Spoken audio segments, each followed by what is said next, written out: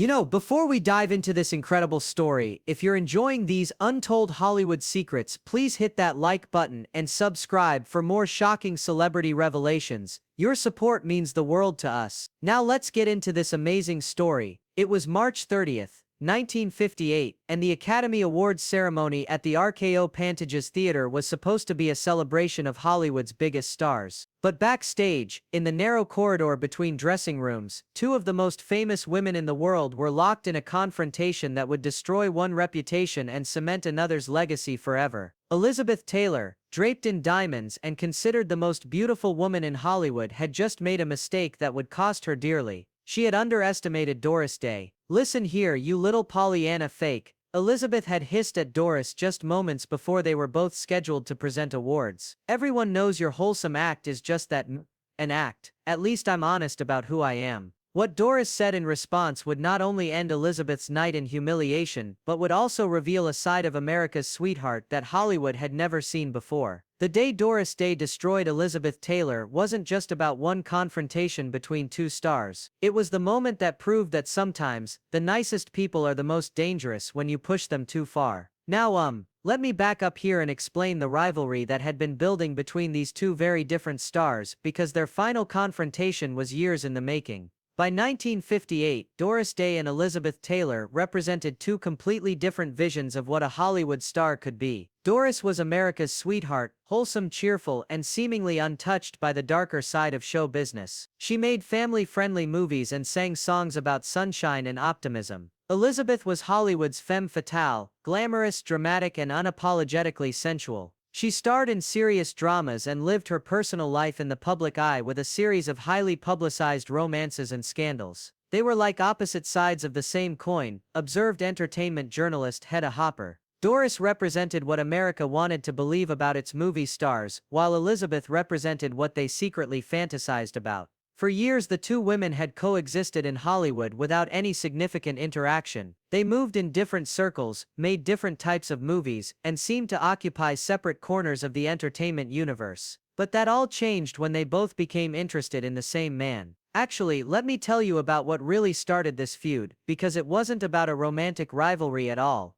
It was about something much more personal and cutting. The conflict began in early 1957, when both Doris and Elizabeth were being considered for the lead role in Cat on a Hot Tin Roof. The part of Maggie the Cat was one of the most coveted roles in Hollywood, a complex, passionate character that would showcase both dramatic range and sex appeal. Elizabeth, with her sultry beauty and dramatic intensity, seemed like the obvious choice. But Doris's agent had quietly submitted her for consideration, arguing that she could bring unexpected depth and authenticity to the role. Everyone assumed Elizabeth would get the part, recalled MGM executive Doris Sherry. But Doris's screen test was remarkable. She brought a vulnerability and emotional truth to Maggie that we hadn't expected. When word leaked that Doris Day was being seriously considered for Cat on a Hot Tin Roof, Elizabeth was furious. She saw it as an invasion of her territory, explained director Richard Brooks. Elizabeth had built her career playing complex, sensual women, and here was America's sweetheart trying to move into that space. Elizabeth began making subtle but cutting comments about Doris in interviews. "Some actresses are content to play the same sunny character over and over," Elizabeth told Photoplay magazine.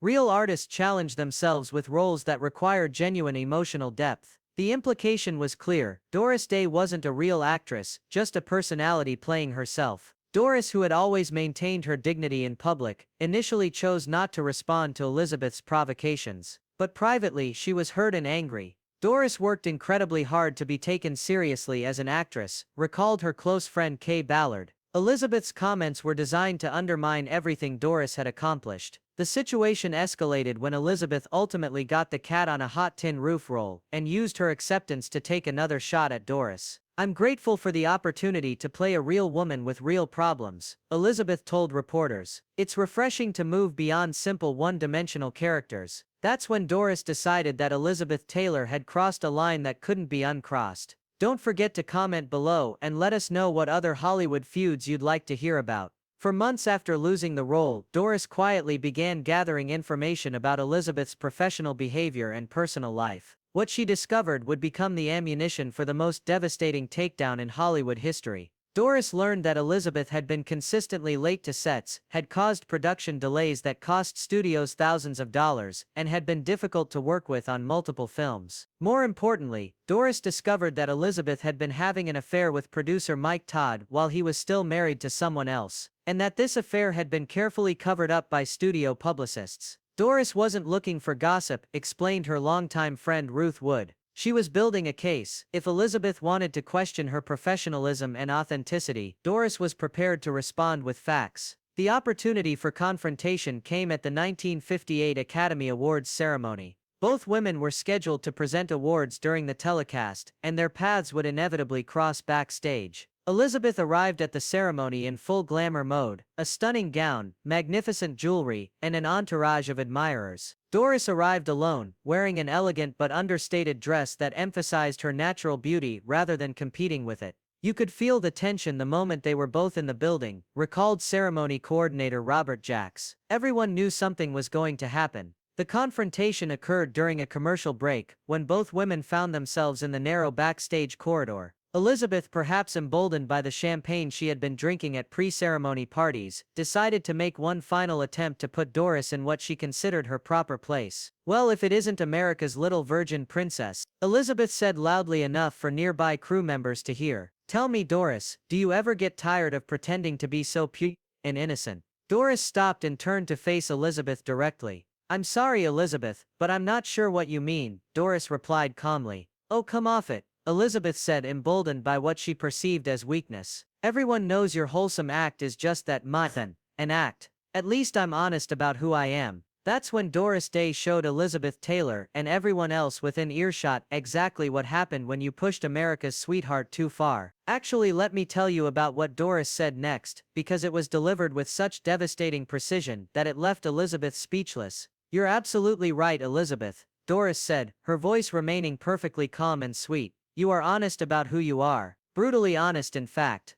Elizabeth smiled, thinking she had won the exchange. "You're honest about being consistently 2 hours late to every set you've ever worked on," Doris continued, her tone still conversational but her words razor-sharp. "You're honest about causing production delays that have cost your studios over $1 million in overruns." Elizabeth's smile began to fade. "You're honest about having affairs with married men while lecturing others about authenticity." The corridor had gone completely silent. Crew members and other performers had stopped what they were doing to listen. "And you're honest about being so insecure in your own talent that you feel the need to tear down other women to make yourself feel superior." Elizabeth's face was turning red, but Doris wasn't finished. "You know what I find fascinating, Elizabeth? You call my wholesomeness an act, but I've never had to lie about my personal life, never had to have studio publicists cover up my scandals, and never had to tear down other actresses to build myself up. So you're right, one of us is definitely acting, but it's not the one you think." The devastation was complete. Elizabeth stood frozen, her mouth slightly open, completely unable to respond.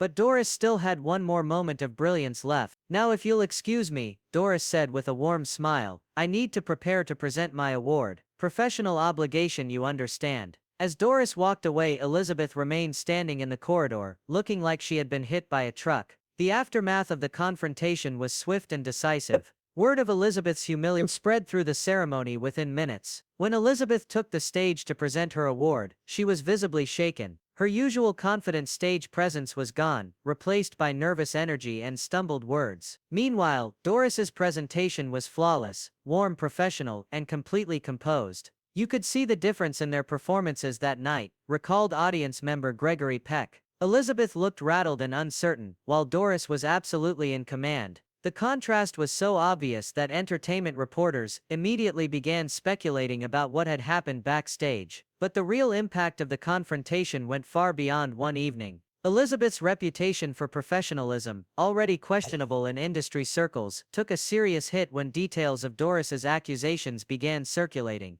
"Doris had done her homework," explained MGM executive Arthur Freed. "Everything she said about Elizabeth's behavior was documented and verifiable. It wasn't gossip, it was a professional assessment." Studios began to view Elizabeth as a liability rather than just a temperamental star. Her demands for higher salaries and special treatment were met with less patience from executives who now saw her as someone who criticized hard-working professionals like Doris Day. After that confrontation, Elizabeth found it much harder to get the roles she wanted, recalled agent Irving Lazar. Studios were less willing to accommodate someone who had been publicly exposed as unprofessional. Meanwhile, Doris's stock in Hollywood rose dramatically. The revelation that America's sweetheart could defend herself with such intelligence and precision made her more respected, not less beloved. Doris showed everyone that kindness doesn't mean weakness, observed director George Cukor. She proved that nice people can be incredibly tough when they need to be. The incident also demonstrated something important about Doris's character that many people had underestimated. Doris wasn't just naturally sweet, explained her longtime friend Kay Ballard. She was strategically smart. She had been watching Elizabeth's behavior for months, taking notes, and waiting for the right moment to respond. When Elizabeth finally pushed too far, Doris was ready with facts, not emotions. The confrontation marked a turning point in both women's careers. Elizabeth, humbled by the experience, began to take her professional responsibilities more seriously. She was never again consistently late to sets, and she stopped making public comments about other actresses' abilities or authenticity. The incident taught Elizabeth an important lesson about respect, noted director Mike Nichols, who worked with her years later. She learned that attacking someone's professionalism could backfire spectacularly. For Doris, the confrontation revealed a new dimension to her public persona. She was still America's sweetheart, but now everyone knew that she was also someone who couldn't be intimidated or pushed around. After that night, people looked at Doris differently, recalled entertainment journalist Army Archard. They realized that her sweetness came from a position of strength, not naivety. The two women never spoke again after the Academy Awards confrontation. They occasionally attended the same industry events, but they maintained a careful distance from each other. There was no ongoing hostility, explained a mutual acquaintance. It was more like Elizabeth had learned not to test Doris again. When Elizabeth Taylor died in 2011, Doris Day issued a brief but gracious statement. Elizabeth was a talented actress who brought passion to every role she played. She will be missed. The statement was perfectly diplomatic, acknowledging Elizabeth's talent without mentioning their personal history. But people who had witnessed their 1958 confrontation understood the subtext. Doris Day had gotten the last word decades earlier, and she didn't need to say anything more. The day Doris Day destroyed Elizabeth Taylor wasn't really about one actress defeating another. It was about the power of preparation, the strength of authentic character, and the wisdom of choosing your battles carefully. Elizabeth Taylor made the mistake of assuming that Doris Day's kindness indicated weakness. She learned in the most public way possible that the opposite was true. The nicest people are often the most dangerous when you underestimate them, because they have the moral authority to destroy you with the truth.